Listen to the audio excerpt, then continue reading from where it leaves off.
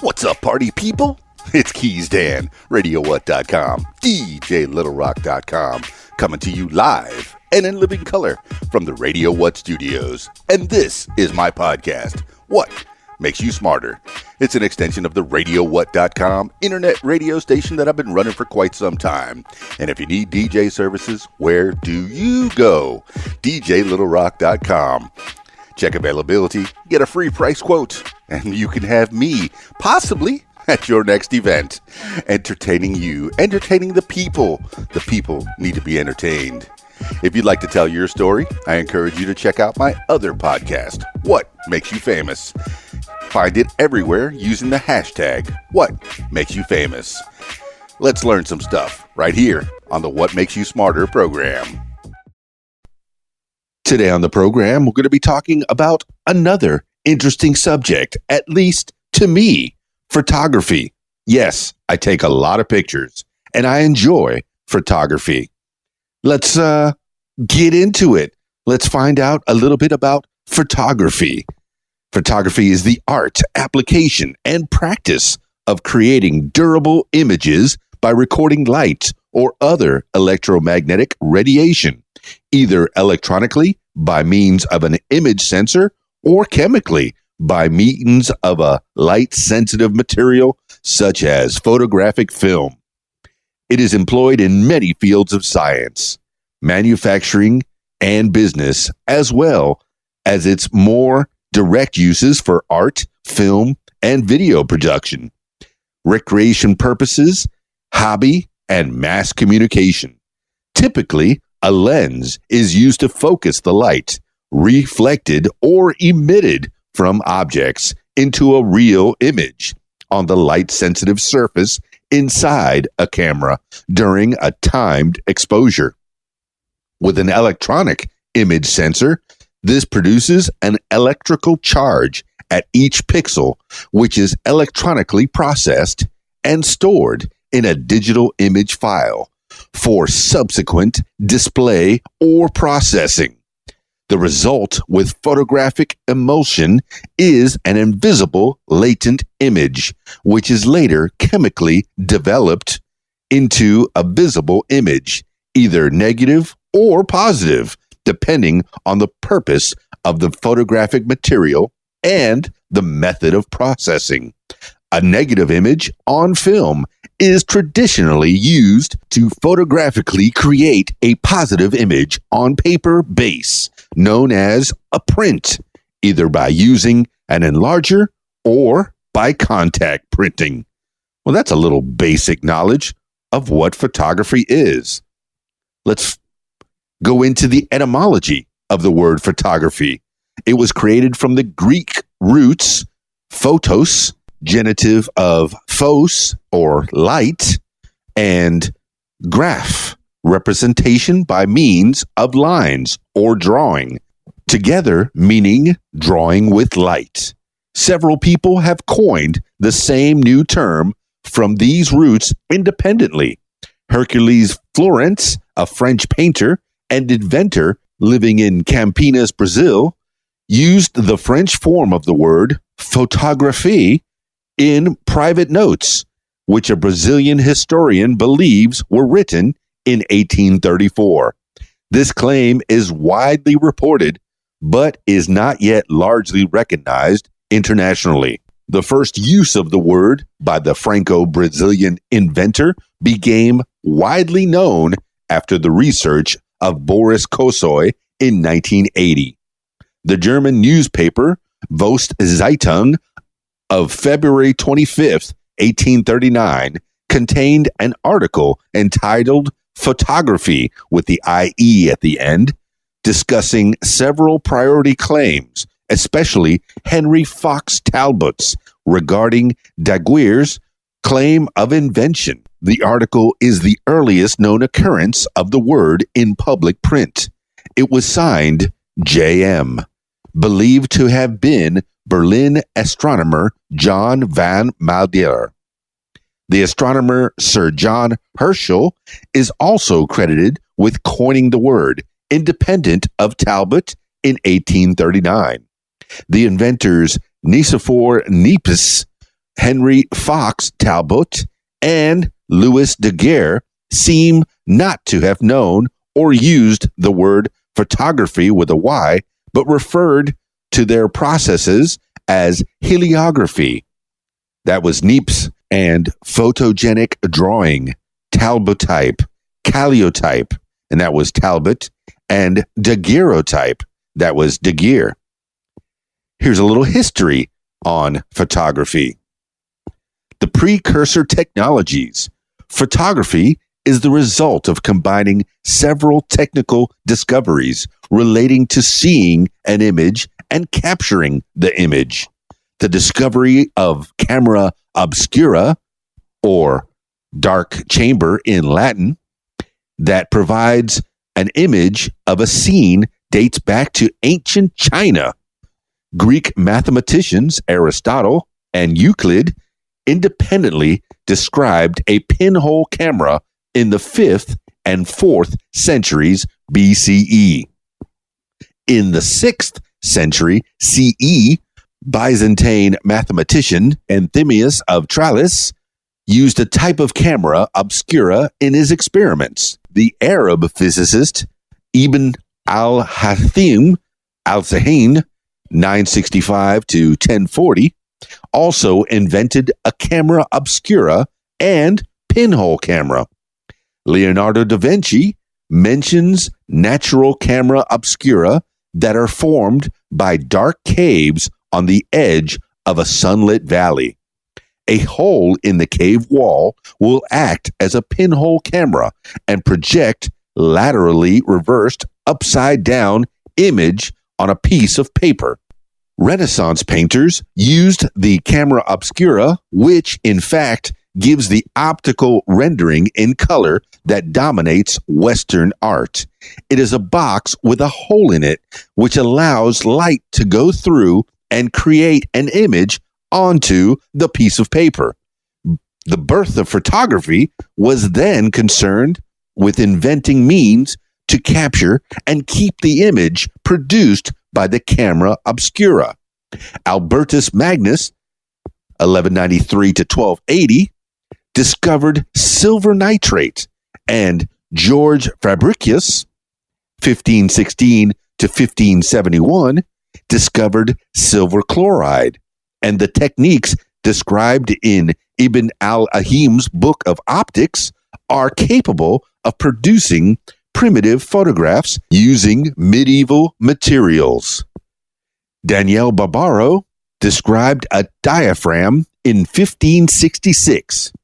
Wilhelm Homburg described how light darkened some chemicals, photochemical effect, in 1694. The fiction book Giffantel, published in 1760 by French author Taiffaine de la Roche, described what can be interpreted as photography. Around the year 1800, British inventor Thomas Wedgwood made the first known attempt to capture the image in a camera obscura by means of a light-sensitive substance. He used paper or white leather treated with silver nitrate. Although he succeeded in capturing the shadows of objects placed on the surface in direct sunlight, and even made shadow copies of paintings on glass. It was reported in 1802 that, quote, the images formed by means of a camera obscura have been found too faint to produce, in any moderate time, an effect upon the nitrate of silver, end quote. The shadowy images eventually darkened all over. Let's go through the invention of photography. The first permanent photo etching was an image produced in 1822 by the French inventor Nicephore Niepce, but it was destroyed in a later attempt to make prints from it.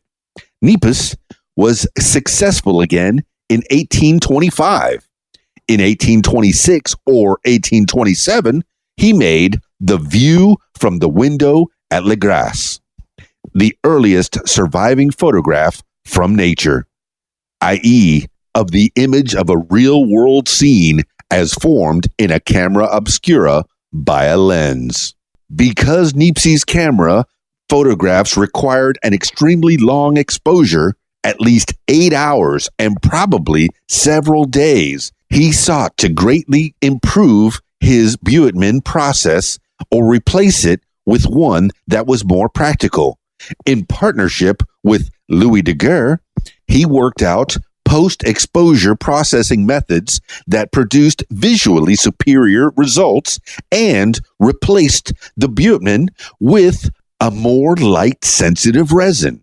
But hours of exposure in the camera were still required. With an eye to eventual commercial exploitation, the partners opted for total secrecy. Niepce died in 1833, and Daguerre then redirected the experiments toward the light-sensitive silver halides, which Niepce had abandoned many years earlier because of his inability to make the images he captured with them light-fast and permanent. Daguerre's efforts culminated in what would later be named the daguerreotype process. The essential elements, a silver-plated surface sensitized by iodine vapor, developed by mercury vapor, and fixed with hot saturated salt water, were in place in 1837. The required exposure time was measured in minutes instead of hours. Daguerre took the earliest confirmed photograph of a person in 1838 while capturing a view of a Paris street. Unlike the other pedestrian and horse-drawn traffic on the busy boulevard, which appears deserted, one man, having his boots polished, stood sufficiently still throughout the several minutes-long exposure to be visible.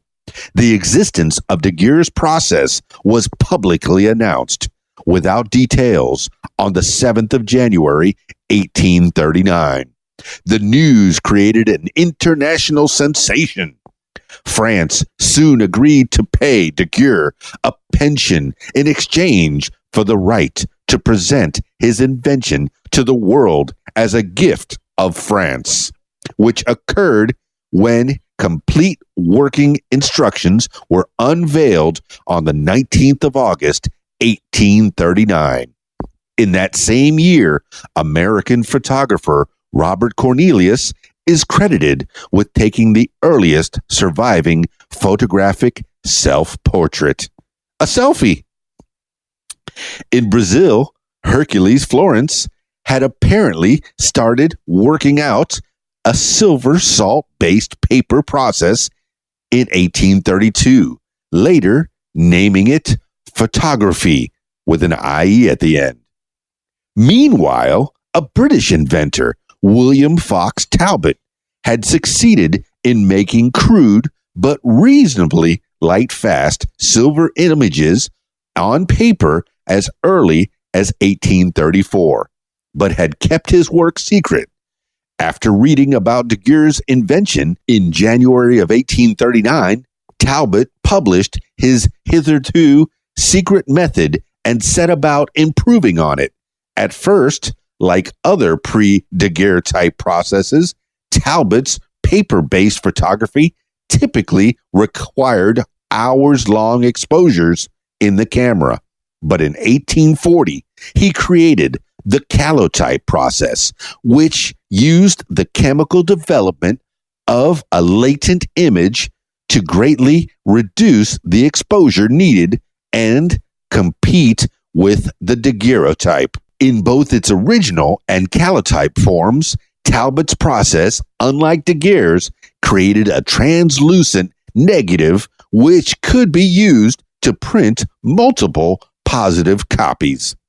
This is the basis of most modern chemical photography up to the present day, as daguerreotypes could only be replicated by rephotographing them with the camera. Talbot's famous tiny paper negative of the oriel window in Lacock Abbey, one of a number of camera photographs he made in the summer of 1835, may be the oldest camera negative in existence. In France, Hippolyte Bayard invented his own processing for producing direct positive paper prints and claimed to have invented photography earlier than Daguerre or Talbot. British chemist John Herschel made many contributions to the new field. He invented the cyanotype process, later familiar as the blueprint. He was the first to use the terms photography with a Y, negative, and positive. He had discovered in 1819 that sodium thiosulfate was a solvent of silver halides, and in 1839 he informed Talbot and indirectly Daguerre that it could be used to fix silver halide-based photographs and make them completely light-fast. He made the first glass negative in late 1839. In the March 1851 issue of The Chemist, Frederick Scott Archer published his wet plate collodion process. It became the most widely used photographic medium until the gelatin dry plate, introduced in the 1870s, eventually replaced it. There are three subsets to the collodion process: the ambrotype, a positive image on glass; the ferrotype, or tint type, a positive image on metal; and the glass negative, which was used to make positive prints on albumen or salted paper. Many advances in photographic glass plates and printing were made during the rest of the 19th century. In 1891, Gabriel Lippmann introduced a process for making natural color photographs based on the optical phenomenon of the interference of light waves.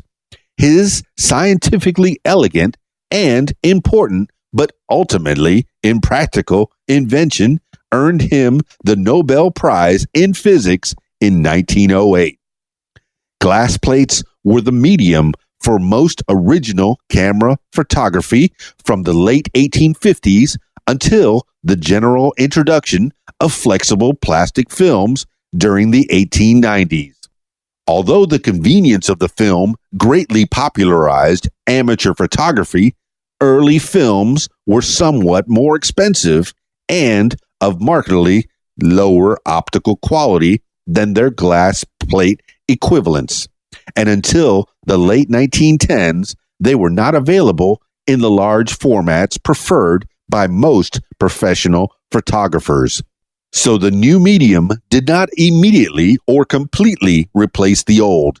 Because of the superior dimensional stability of glass, the use of plates for some scientific applications, such as astrophotography, continued into the 1990s.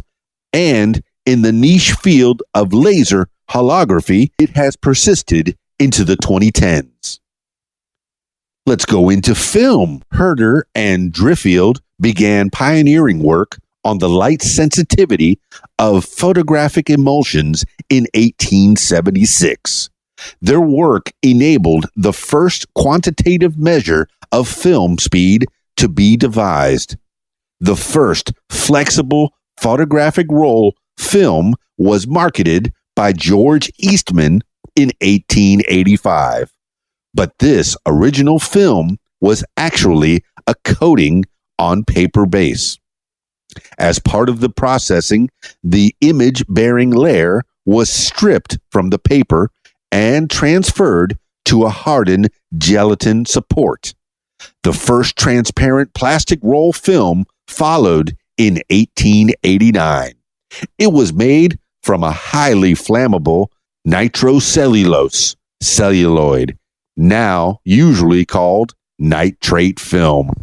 Although cellulose acetate, or safety film, had been introduced by Kodak in 1908, at first it found only a few special applications as an alternative to the hazardous nitrate film, which had the advantages of being considerably tougher, slightly more transparent, and cheaper.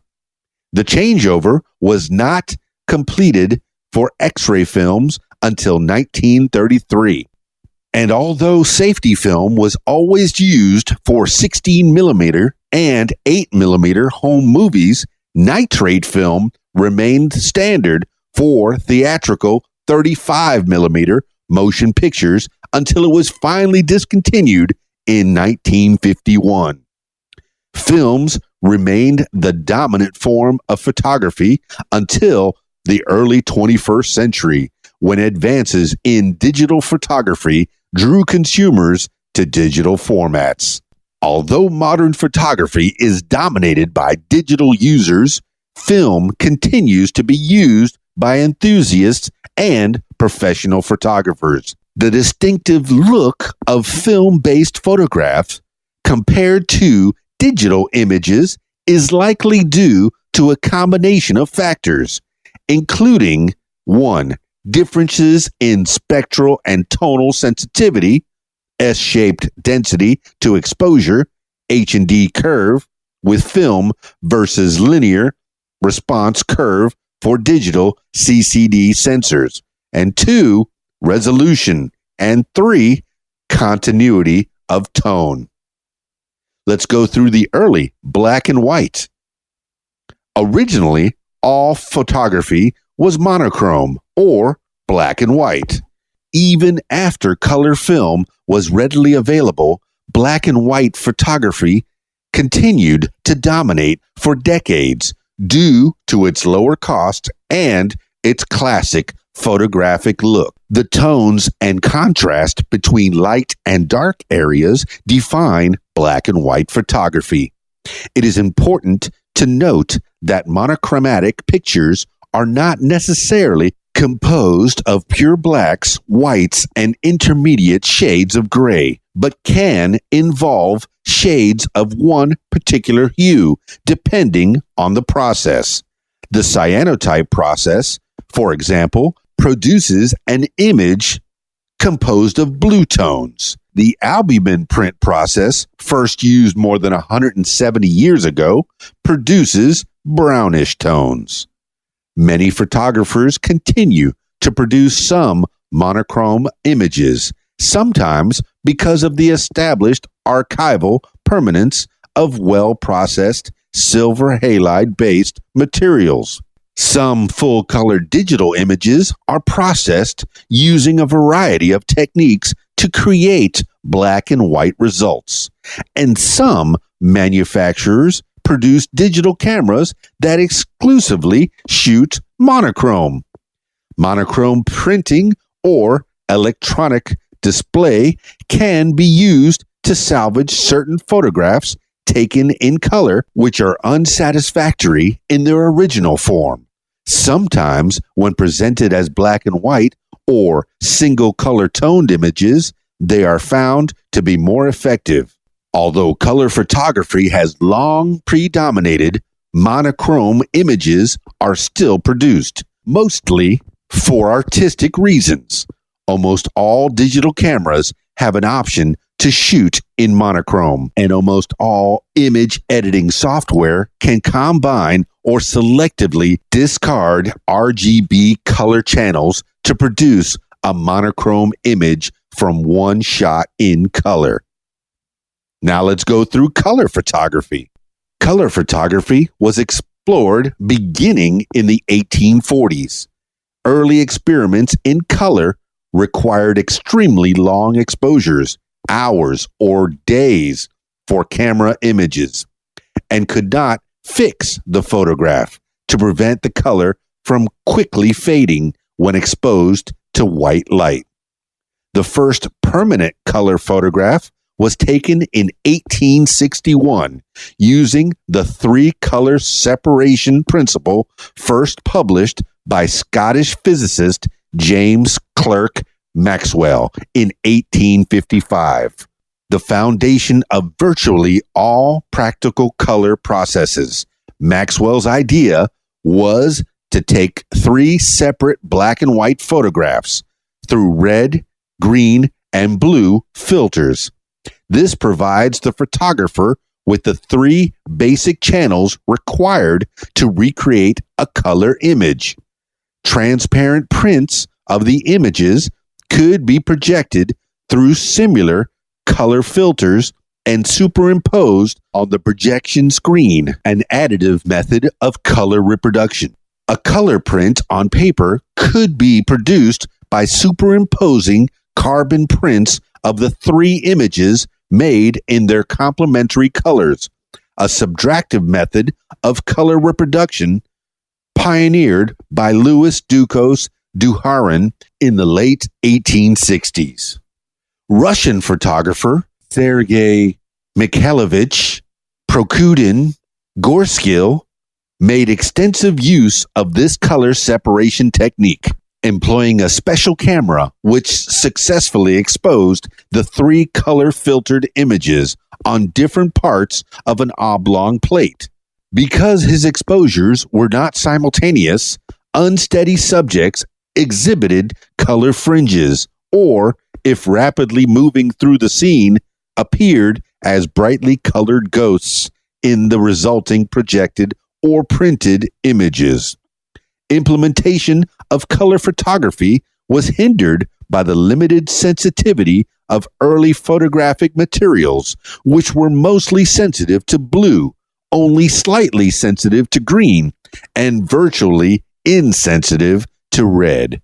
The discovery of dye sensitization by photochemist Hermann Vogel in 1873 suddenly made it possible to add sensitivity to green, yellow, and even red. Improved color sensitizers and ongoing improvements in the overall sensitivity of emulsions steadily reduced the once prohibited long exposure times required for color, bringing it ever closer to commercial viability.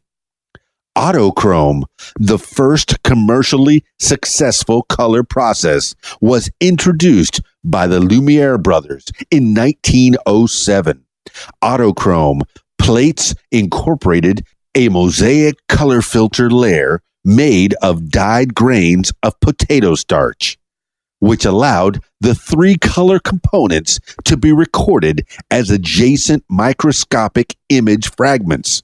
After an autochrome plate was reversal processed to produce a positive transparency, the starch grains served to illuminate each fragment with the correct color and the tiny colored points blended together in the eye, synthesizing the color of the subject by the additive method. Autochrome plates were one of several varieties of additive color screen plates and films marketed between the 1890s and the 1950s. Kodachrome, the first modern integral tripack or monopack color film, was introduced by Kodak in 1935. It captured the three color components in a multi-layer emulsion. One layer was synthesized to record the red-dominated part of the spectrum. Another layer recorded only the green part, and a third layer recorded only the blue. Without the special film processing, the result would simply be three superimposed black and white images. But complementary cyan, magenta, and yellow dye images were created in those layers by adding color couplers during a complex processing procedure. AGFA's similarly structured AgfaColor New was introduced in 1936. Unlike Kodachrome, the color couplers in AgfaColor New were incorporated into the emulsion layers during manufacture, which greatly simplified the processing. Currently available color films still employ a multi-layer emulsion and the same principles, most closely resembling AGFA's product. Instant color film. used in a special camera, which yielded a unique finished color print only a minute or two after the exposure, was introduced by Polaroid in 1963. Color photography may form images as positive transparencies, which can be used in a slide projector, or as color negatives intended for use in creating positive color enlargements on specially coated paper. The latter is now the most common form of film non-digital color photography, owing to the introduction of automated photo printing equipment. After a transition period centered around 1995 to 2005, color film was relegated to a niche market by inexpensive multi-megapixel digital cameras. Film continues to be the preference of some photographers because of its distinctive look. Let's go into digital photography. In 1981, Sony unveiled the first consumer camera to use a charge-coupled device for imaging, eliminating the need for film. The Sony Mavica. While Mavica saved images to disk, the images were displayed on television, and the camera was not fully digital. In 1991, Kodak unveiled the DCS-100, the first commercially available digital single-lens reflex camera. Although its high cost precluded uses other than photojournalism and professional photography, commercial digital photography was born. Digital imaging uses an electronic image sensor to record the image as a set of electronic data rather than as chemical changes on film. An important difference between digital and chemical photography is that chemical photography resists photo manipulation because it involves film and photographic paper, while digital imaging is a highly manipulative medium. This difference allows for a degree of image post-processing that is comparatively difficult in film-based photography and permits different communicative potentials and applications. Digital photography dominates the 21st century. More than 99% of photographs taken around the world are through digital cameras, increasingly through smartphones. Let's go into synthesis photography. Synthesis photography is part of computer-generated imagery, CGI, where the shooting process is modeled on real photography. The CGI, creating digital copies of real universe, requires a visual representation process of these universes. Synthesis photography is the application of analog and digital photography in digital space.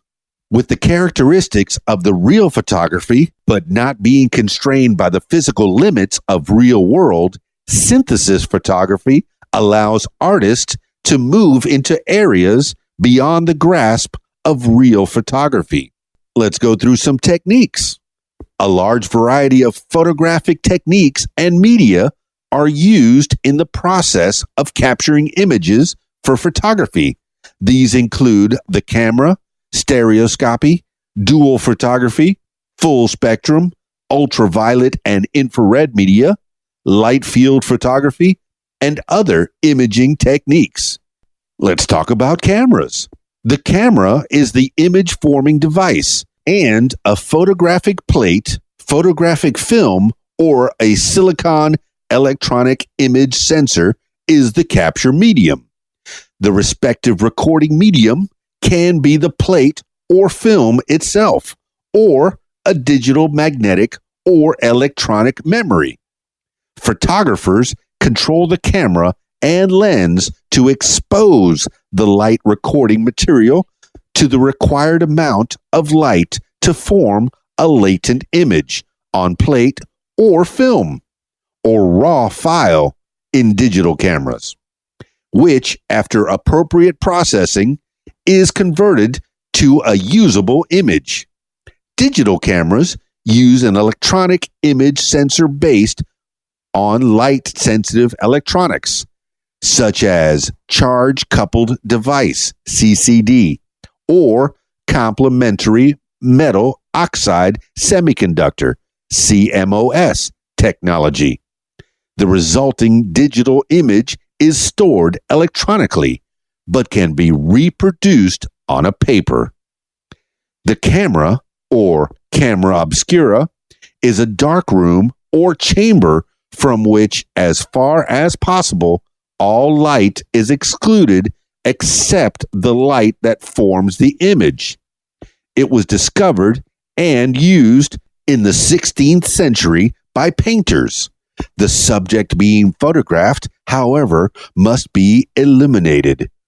Cameras can range from small to very large, a whole room that is kept dark while the object to be photographed is in another room where it is properly illuminated.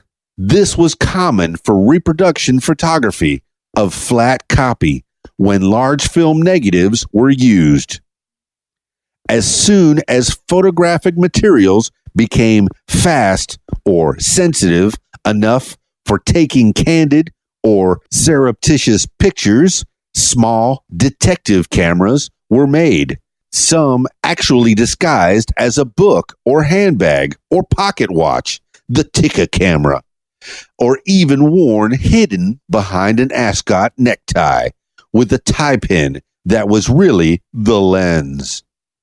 The movie camera is a type of photographic camera which takes rapid sequence photographs on recording medium, in contrast to a still camera which captures a single snapshot at a time. The movie camera takes a series of images, each called a frame. This is accomplished through an intermittent mechanism. The frames are later played back in a movie projector at a specific speed, called the frame rate, the number of frames per second. While viewing, a person's eyes and brain merge the separate pictures to create the illusion of motion. Stereoscopic. Photographs, both monochrome and color, can be captured and displayed through two side-by-side images that emulate human stereoscopic vision. Stereoscopic photography was the first that captured figures in motion. While known colloquially as 3D photography, the more accurate term is stereoscopy. Such cameras have long been realized by using film and more recently in digital electronic methods, including cell phone cameras. Dual photography. Dual photography consists of photographing a scene from both sides of a photographic device at once. For example, camera for back-to-back dual photography, or two networked cameras for portal plane dual photography. The dual photo apparatus can be used to simultaneously capture both the subject and the photographer, or both sides of a geographical place at once, thus adding a supplementary narrative layer to that of a single image. Full spectrum, ultraviolet, and infrared. Ultraviolet and infrared films have been available for many decades and employed in a variety of photographic avenues since the 1960s. New technological trends in digital photography have opened a new direction in full spectrum photography, where careful filtering choices across the ultraviolet, visible, and infrared lead to new artistic visions. Modified digital cameras can detect some ultraviolet, all of the visible, and much of the near infrared spectrum. as most digital imaging sensors are sensitive from about 350 nm to 1000 nm. An off-the-shelf digital camera contains an infrared hot mirror filter that blocks most of the infrared and a bit of the ultraviolet that would otherwise be detected by the sensor, narrowing the accepted range from about 400 nm to 700 nm. Replacing a hot mirror or infrared blocking filter with an infrared pass or a wide spectrally transmitting filter allows the camera to detect the wider spectrum light at greater sensitivity. Without the hot mirror, the red, green, and blue, or cyan, yellow, and magenta colored microfilters placed over the sensor elements pass varying amounts of ultraviolet, blue window, and infrared, primarily red and somewhat lesser the green and blue microfilters. Use of full spectrum photography are for fine art photography, geology, forensics, and law enforcement. Let's go through the light field. Digital methods of image capture and display processing have enabled the new technology of light field photography, also known as synthetic aperture photography. This process allows focusing at various depths of field to be selected after the photograph has been captured. As explained by Michael Faraday in 1846, the light field is understood as five-dimensional, with each point in 3D space having attributes of two more angles that define the direction of each ray passing through that point. These additional vector attributes can be captured optically through the use of microlenses at each pixel point within the two-dimensional image sensor. Every pixel of the final image is actually a selection from each subarray located under each microlens, as identified by a post-image capture focus algorithm. More interesting tidbits. Besides the camera, other methods of forming images with light are available. For instance, a photocopy or xerocopy with an X machine forms permanent images but uses the transfer of static electrical charges rather than the photographic medium. Hence, the term electrophotography. Photograms are images produced by the shadows of objects cast on the photographic paper without the use of a camera. Objects can also be placed directly on the glass of an image scanner to produce digital pictures. Modes of production. Amateur. An amateur photographer is one who practices photography as a hobby, passion, and not necessarily for profit. The quality of some amateur work is comparable to that of many professionals and may be highly specialized or eclectic in choice of subjects. Amateur photography is often preeminent in photographic subjects which have little prospect of commercial use or reward. Amateur photography grew during the late 19th century due to the popularization of handheld cameras. Nowadays, it is spread widely through social media and is carried out throughout different platforms and equipment, switching to the use of cell phone. Good pictures can now be taken with a cell phone, which is a key tool for making photography more accessible to everyone. Commercial photography. Commercial photography is probably best defined as any photography for which the photographer is paid for images rather than works of art. In this light, money could be paid for the subject of the photograph or the photograph itself. Wholesale, retail, and professional uses of photography would fall under this definition. The commercial photographic world would include advertising photography, photographs made to illustrate and usually sell a service or product. These images, such as pack shots, are generally done with an advertising agency, design firm, or with an in-house corporate design team. Fashion and glamour photography usually incorporates models and is a form of advertising photography. Fashion photography, like the work featured in Harper's Bazaar, emphasizes clothes or other products. Glamour emphasizes the model and body form. Glamour photography is popular in advertising and men's magazines. Models in glamour photography sometimes work nude. 360 product photography displays a series of photos to give the impression of a rotating object. This technique is commonly used by e-commerce websites to help shoppers visualize products. Concert photography focuses on capturing candid images of both the artist or band as well as the atmosphere, including the crowd. Many of these photographers work freelance and are contracted through an artist or their management to cover a specific show.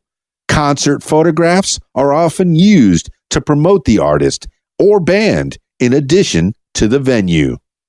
Crime scene photography consists of photographing scenes of crime, such as robberies or murders. A black and white camera or an infrared camera may be used to capture specific details. Still life photography usually depicts an inanimate subject matter, typically commonplace objects which may be either natural or man-made. Still life is a broader category for food and some natural photography and can be used for advertising purposes. Food photography can be used for editorial packaging or advertising use. Food photography is similar to still life photography, but requires some special skills. Editorial photography illustrates a story or idea within the context of a magazine. These are usually assigned by the magazine and encompass fashion and glamour photography features. Photojournalism can be considered a subset of editorial photography. Photographs made in this context are accepted as a documentation of a news story. Paparazzi is a form of photojournalism in which the photographer captures candid images of athletes, celebrities, politicians, and other prominent people. Portrait and wedding photography, photographs made and sold directly to the end user of the images. Landscape photography depicts locations. Wildlife photography demonstrates the life of animals. Pet photography involves several aspects that are similar to traditional studio portraits. It can also be done in natural lighting outside of a studio, such as in a client's home.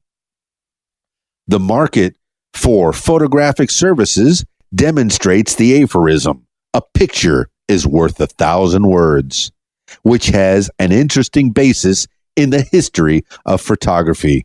Magazines and newspapers, companies putting up websites, advertising agencies, and other groups pay for photography. Many people take photographs for commercial purposes. Organizations with a budget and a need for photography have several options. They can employ a photographer directly, organize a public competition, or obtain rights to stock photographs. Photo stock can be procured through traditional stock giants, such as Getty Images or Corbis. Smaller microstock agencies, such as Fotolia, or web marketplaces, such as Cutcaster. Art. During the 20th century, both fine art photography and documentary photography became accepted by the English-speaking art world and the gallery system. In the United States, a handful of photographers, including, and excuse me if I foul up the names, Alfred Stieglitz, Edward Steichen, John Sosowski, F. Holland Day, and Edward Weston, spent their lives advocating for photography as fine art. At first, fine art photographers tried to imitate painting styles. This movement is called pictorialism, often using soft focus for a dreamy, romantic look. In reaction to that, Weston, Ansel Adams, and others formed the group F64 to advocate straight photography.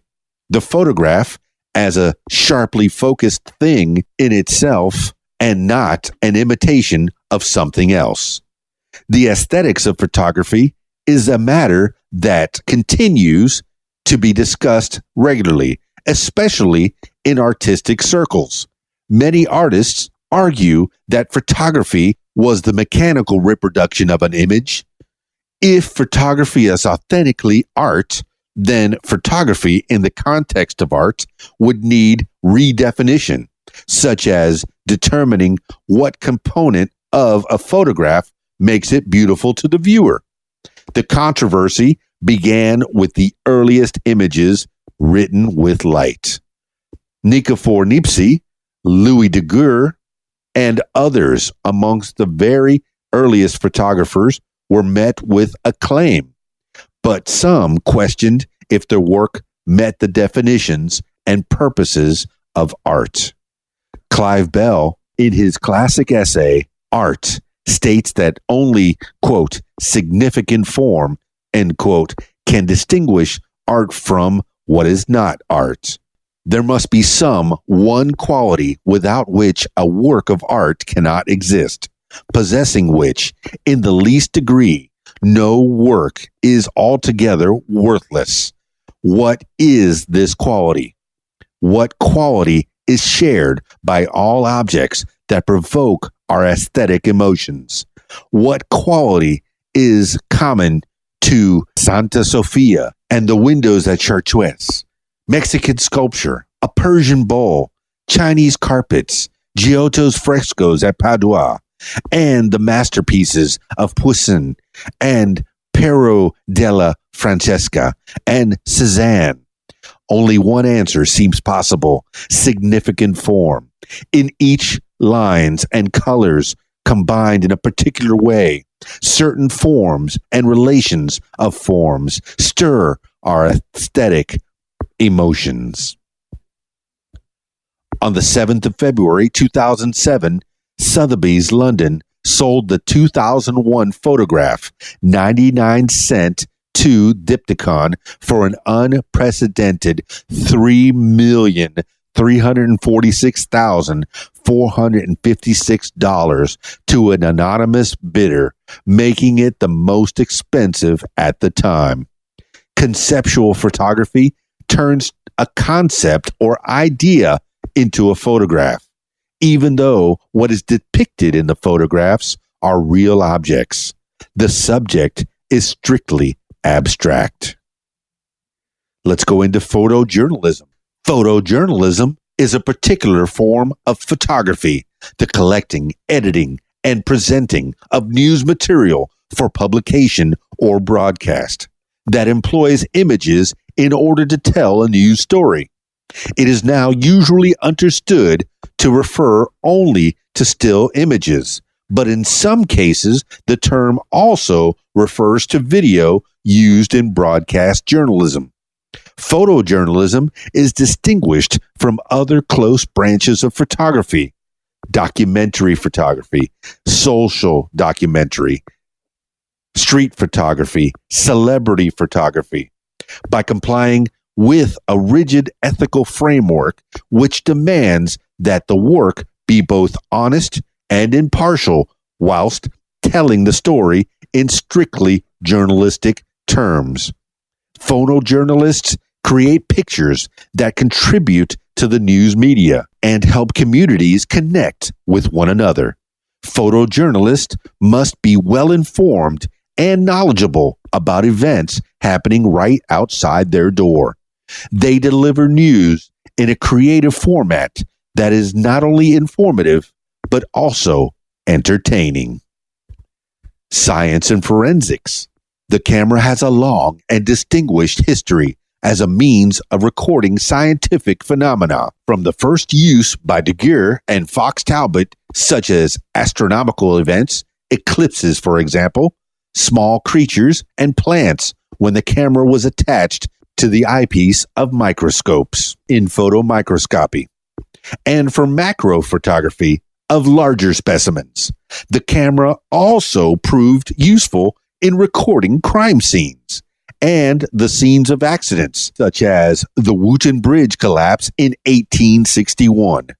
The methods used in analyzing photographs for use in legal cases are collectively known as forensic photography. Crime scene photos are taken from 3 vantage points. The vantage points are overview, mid-range, and close-up. In 1845, Francis Ronalds, the honorary director of the Kew Observatory, invented the first successful camera to make continuous recordings of meteorological and geomagnetic parameters.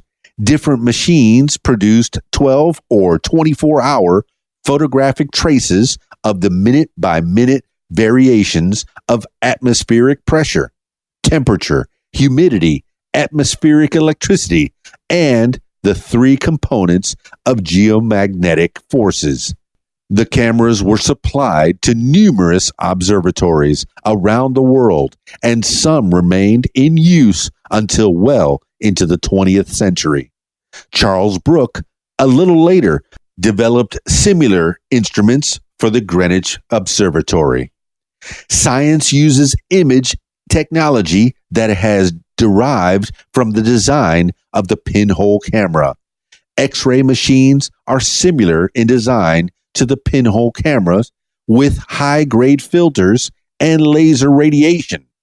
Photography has become universal in recording events and data in science and engineering, and at crime scenes or accident scenes. The method has been much extended by using other wavelengths, such as infrared photography and ultraviolet photography, as well as spectroscopy. Those methods were first used in the Victorian era and improved much further since that time. The first photographed atom was discovered in 2012 by physicists at Griffith University, Australia. They used an electric field to trap an ion of the element ytterbium. The image was recorded on a CCD, an electronic photographic film. There are some social and cultural implications of photography. There are many ongoing questions about different aspects of photography.